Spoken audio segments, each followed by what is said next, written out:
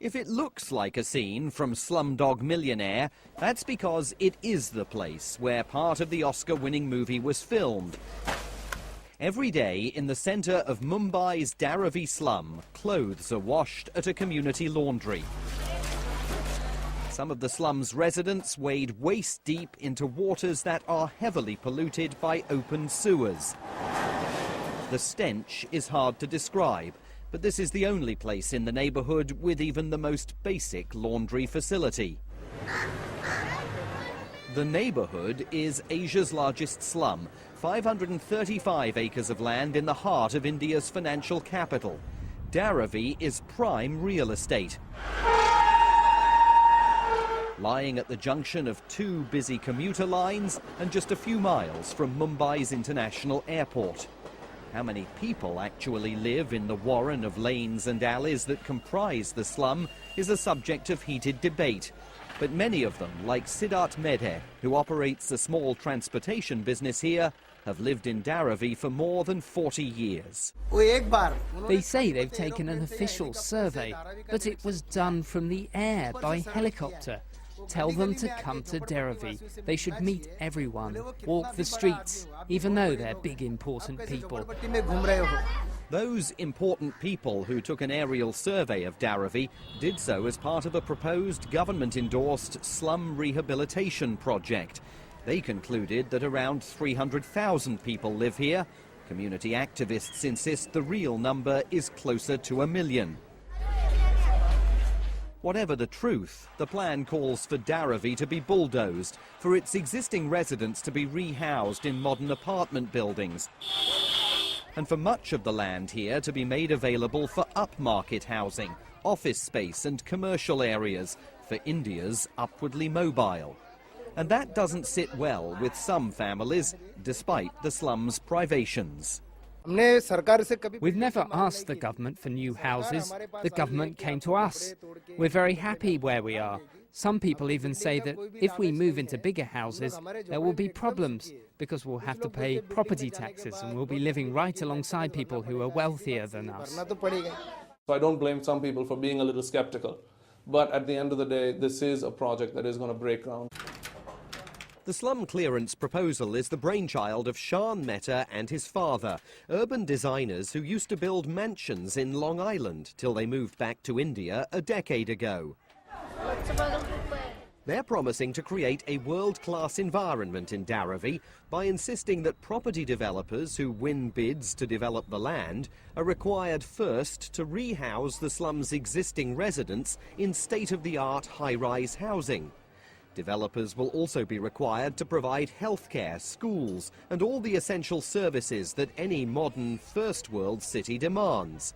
Only then will they be allowed to use the land that's left, an estimated 40 million square feet, for upscale and highly profitable housing and commercial real estate. They'll be given a absolutely international standard of building, so that there won't be a question of poor construction or paint peeling or the plumbing not working or anything like that. It'll be absolutely a professional standard of that. Apart from that, one of the things that we believe is very important is to provide a lot of amenities for them. So we'll be providing top-class healthcare, we'll be giving them income-generating capabilities, we'll be doing a lot of education initiatives.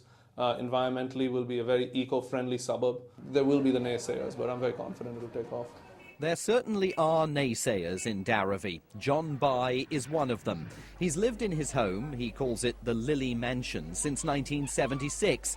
The stars of Slumdog Millionaire used it as a dressing room, but he's used it to raise 4 children. And now he's part of a community movement, the National Slum Dwellers Federation, campaigning for Dharavi's social and economic pillars to be retained.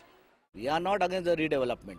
We want redevelopment, and who doesn't want redevelopment? Everybody wants good facilities, good amenities, safe water, toilets, all these things, all schools and all types of facilities. Everybody wants, but not at the cost of our bread and butter. See, most of the people, they are earning their living in their house itself.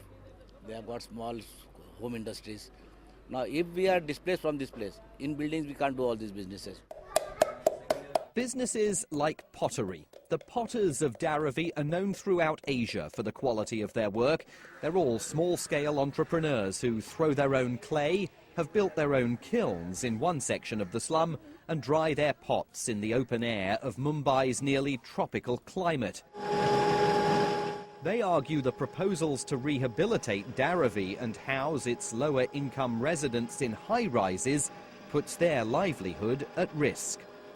Then there will be no drying space, actually, which the spot needs, no manufacturing space. They don't understand, actually.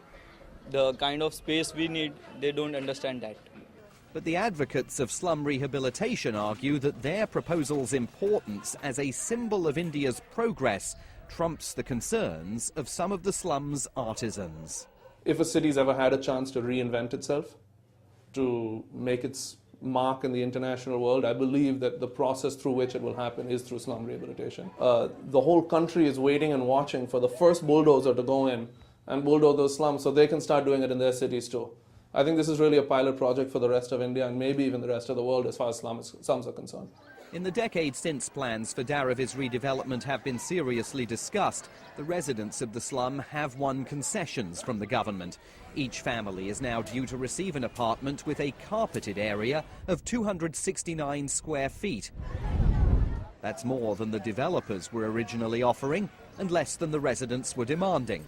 But the plan is still highly controversial. You can't rehabilitate people through a movement or a migration from one building to another. You've got to understand culture. Suhail Seth runs a marketing consultancy in New Delhi. He's one of India's most outspoken economic commentators. We have a tragic way of dealing with rehabilitation in this country.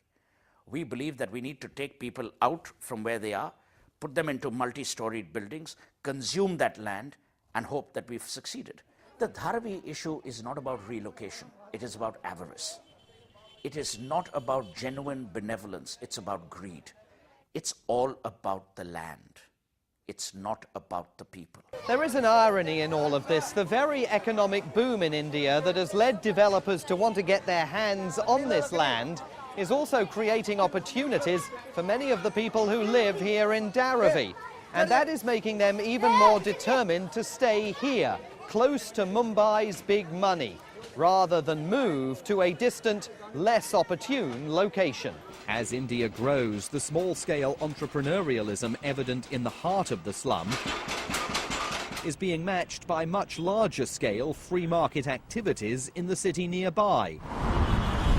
And that leaves community activists to insist that the people of Dharavi will roll out the welcome mat if high rollers move into their neighborhood, provided the high rollers act the same way in return.